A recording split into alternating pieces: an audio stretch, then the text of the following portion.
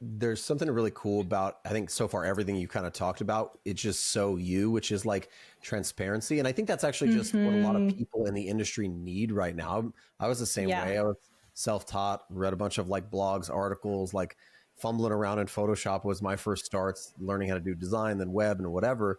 But it was like, I just need somebody to be honest with me. Can somebody just like level with me? Like, what's the deal with the industry and how much should I be charging? And how much is like an okay salary to make?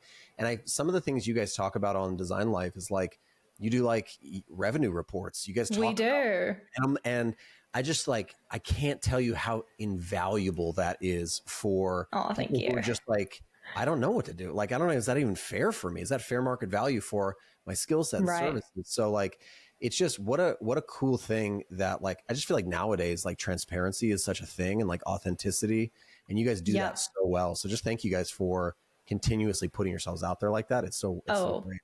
It's our pleasure, honestly. Like, what you say about being authentic and providing all that transparency is so true. And that's what I've always tried to do in my content and in teaching, especially through my YouTube videos. I just really want to be like, first of all, organically myself. I don't ever want to come across as a fake or trying to like promise something to you that might not actually happen. So that's always really important to me. And I feel like through my content, I'm also just trying to be clear that it's my experience, right? And your experience might be a little bit different. And I also acknowledge that, you know, not everything I say is probably going to resonate 100% with everybody. So just take the nuggets, take the things that stand out to you. You might disagree with me on some things. That's totally normal and totally fine. In fact, I welcome that and healthy sort of debate and discussion. Charlie and I do it on the show a lot too, where we often have very different opinions about something. And so, I think that's all really important and something that I try to kind of live by in my content as well as I'm teaching. Yeah, that's so great. I think part of that is you guys do talk about it's just so much of it is like industry and career related, which is again super helpful for people who are asking those questions. And you know, I feel like as somebody who makes content, you make content like video, audio, all of it. Sometimes it feels like, are we retreading the same things? But there's so many people who maybe have not heard that yet, have not dialed into those topics. Totally.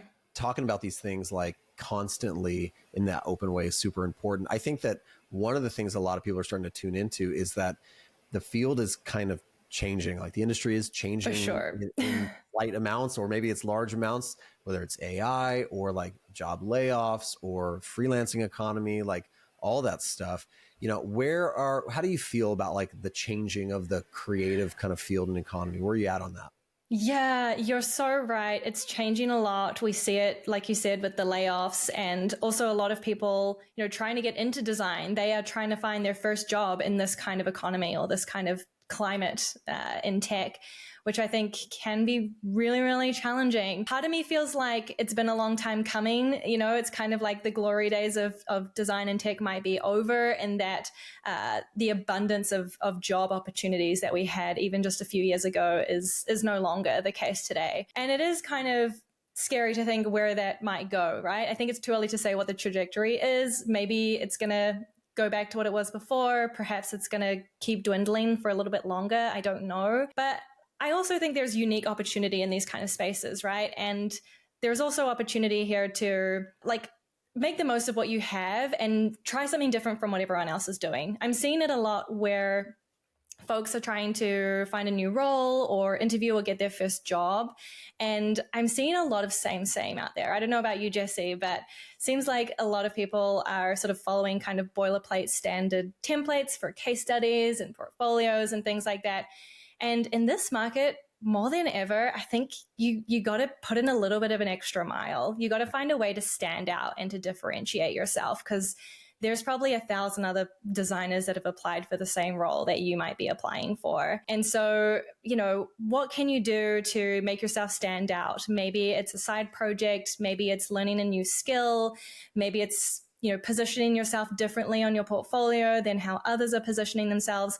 What can you do like to get noticed, and how can you make the most of the resources available to you at this time? You know, we're seeing things like AI becoming more and more of a thing. So is that a skill you're interested in? Is that something you want to learn?